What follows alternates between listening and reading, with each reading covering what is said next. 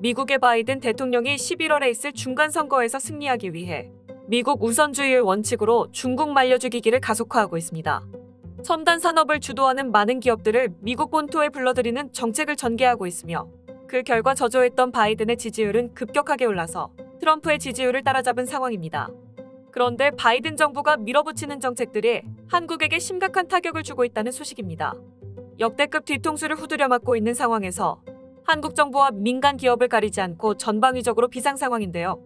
올해 미국에서는 새로운 일자리를 창출하기 위해서 미국 본토에 본사 이전과 공장 건설을 하면 파격적인 특혜를 준다는 등 기업 유치에 사활을 걸었었습니다. 실제 미국은 물류나 인건비가 너무 비싸서 미국 기업조차 외국으로 나가고 있는 실정이지만 한국은 동맹국인 미국에게 힘을 실어주기 위해 반도체는 물론이고 배터리와 전기차 등 첨단 산업을 이끌고 있는 대기업들이 미국 투자와 공장 건설 등을 약속했습니다. 하지만 미국은 한국에게 받을 것만 받고 도리어 한국 때리기에 나서고 있는데요. 최근 발의된 인플레이션 감축법에서 한국은 배려를 전혀 받지 못했고 오히려 중국과 한국을 쌍으로 겨냥한 법안이었다는 해석들이 나오고 있는 상황입니다. 인플레이션 감축법은 한마디로 요약하자면 미국 기업 지원 법안으로 압축할 수 있습니다. 특히 전기차 분야에서 미국 기업인 테슬라가 최대 수혜를 받을 것으로 전망되고 있는 가운데 유독 한국산 전기차가 가장 큰 피해를 받을 것으로 예상되는 것은 유럽이나 일본은 미국 전기차 시장에서 힘을 쓰지 못하고 있고 한국 전기차가 특히 점유율도 높으며 성장성이 빨라 주목받던 국가이기 때문입니다.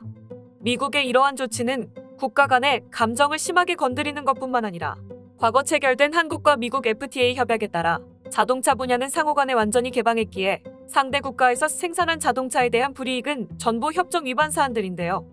바이든 정부는 한국의 전기차 보조금을 제외한 것만으로 충분하지 않은 모양새입니다.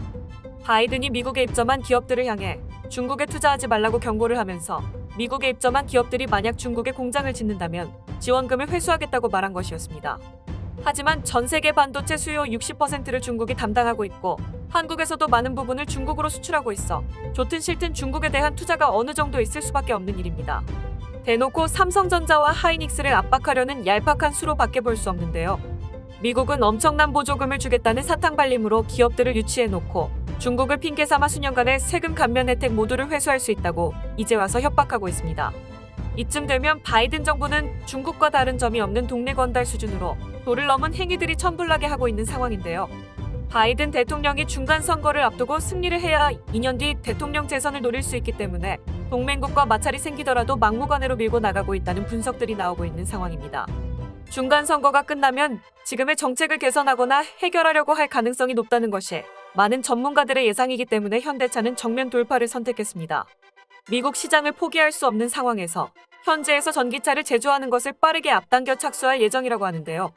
현대차 소식통에 따르면 올해 안으로 미국 내 기존 차량 공장에서 공장 설비를 변경해 전기차를 생산하는 방안도 검토 중이라는 소식입니다.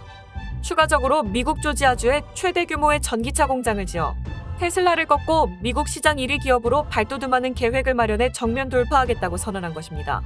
한국 정부 관계자는 미국이 먼저 FTA 규정을 위반한 마당에 현대차를 지원하지 않을 이유가 없다면서 적극적으로 서포트할 것이라고 전했습니다. 그러면서 한국 정부도 미국의 횡포에 적극 대응하겠다고 전했는데요.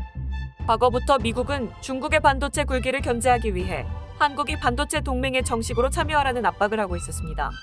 예정대로라면 9월 5일 반도체 동맹 회의가 진행되었어야 했지만 한국 정부의 불참 선언으로 인해 9월 하순으로 밀린 상황인데요. 이처럼 미국은 반도체 공급망에서 중국을 제외하고 안정된 수급처를 확보하기 위해 한국의 반도체 동맹 참여를 강요하고 있는 상황에서 현재 미국이 인플레이션 감축 법안을 통과시키며 한국의 국익을 망치고 있는 판국에 한국이 큰 경제적 손실을 감당하면서까지 반도체 동맹에 협력을 해야 하는 이유를 모르겠다는 것입니다. 그동안 한국은 미국의 협력 요청에 적극적인 자세로 도왔지만 바이든 정부는 한국을 뒤통수 치기 바쁜데요. 한국 정부는 반도체 회담 파기로 불편한 감정을 드러낸 것입니다. 전 세계가 자국의 이익만 생각하는 시점에서 한국도 국익을 위해 강력하게 나가야 할 것입니다. 미국 정부가 중국산 배터리를 사용하지 않겠다고 분명하게 말했으니 결국 미국은 전기차용 배터리는 우리 한국에게 의지해야 합니다. 한국 없이는 미국 전기차를 만들 수 없는 상황인데도 미국의 배터리를 팔려면 너희들이 중국산 대신 다른 소재를 찾든가 만들던가 하라는 협박을 하고 있습니다. 필요할 때는 동맹이라면서도 최악의 갑질을 하고 있는 미국에게 배터리를 미국에 공급하지 않겠다고 강하게 대처해야 합니다. 바이든 정부는 동맹국에 대한 배려가 없어지고 있습니다. 이런 행동들은 결국 한국을 중립 외교를 유지하면서 철저하게 계산적으로 행동하게 만들고 있습니다.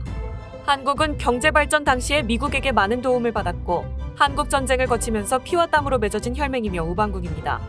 그런데 바이든 정부는 동네 양아치나 할 법한 행동들을 하고 있어 대단히 안타까울 따름입니다. 한국과 미국의 관계가 조속히 개선되길 바라며 오늘 준비한 소식은 여기까지입니다. 시청해주셔서 감사합니다.